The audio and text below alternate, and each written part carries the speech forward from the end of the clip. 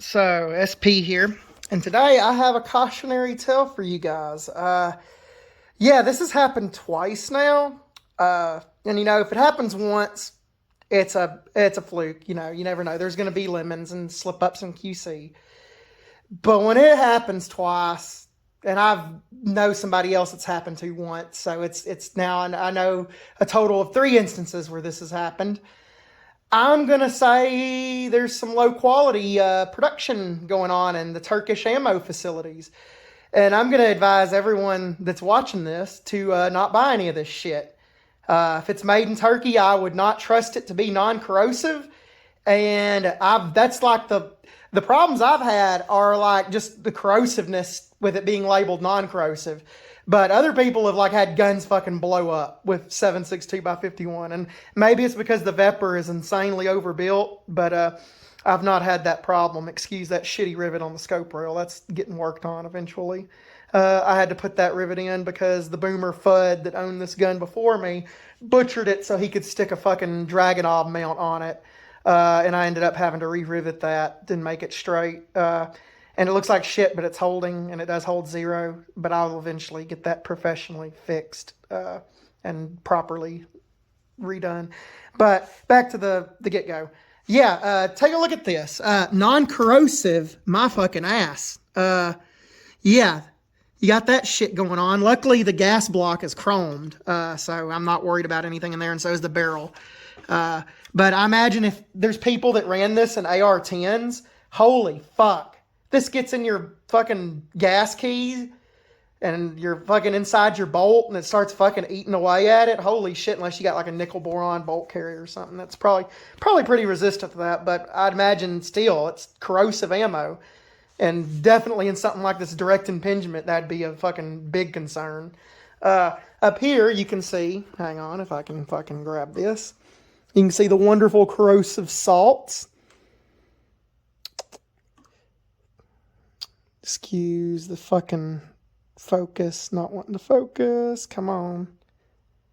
I don't know if you guys can see that, but it's got some sugar rust going on at the front.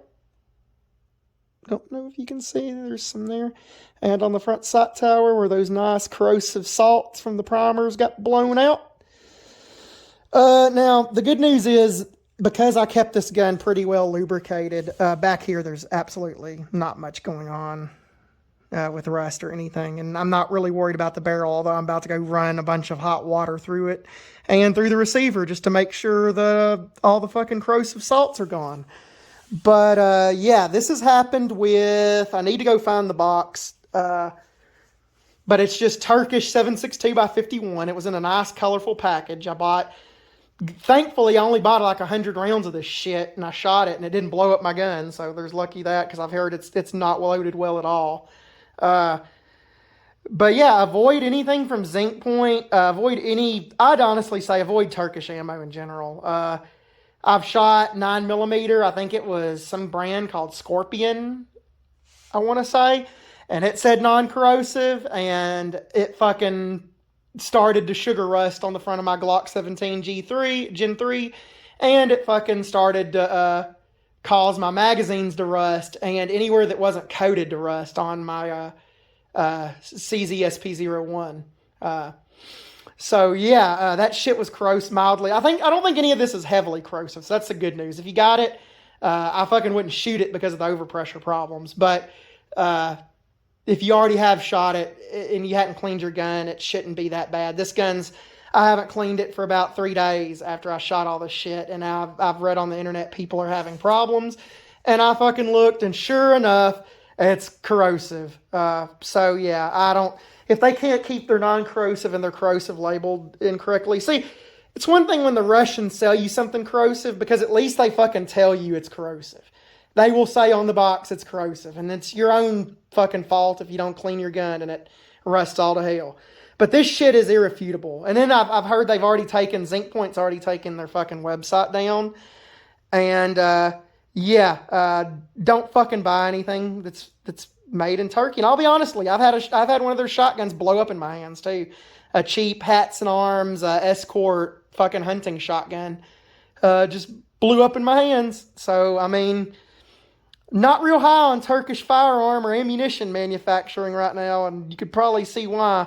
Uh, say what you want about the fucking Russian shit. It might have been inaccurate. It might have been fucking horribly dog shit consistency. It might have been underloaded. It might have been this. It might have been that. But at least it was labeled correctly, and at least there's very few instances of it ever blowing up anyone's fucking gun. And most of the time, if it did, it was usually the gun was a piece of shit, and it was the gun's fault. But yeah, this shit is dangerous. It's labeled incorrectly. Don't buy anything from Zinc Point. I would avoid anything from Turkey in general. There's a lot of local small mom and pop gun shops, which is where I got this shit from, that are selling this shit pretty cheap right now because it's got problems. And yeah, if it's from Turkey and you see it at a mom and pop and the deal seems good, do not fucking buy it. Do not buy it. It's not worth blowing up a Vepr or blowing up a nice AR-10 or blowing up a nice M77 Zastava or PTR, any of the nice Setmes or fucking 308 battle rifles. Don't shoot this shit. Don't let your friends shoot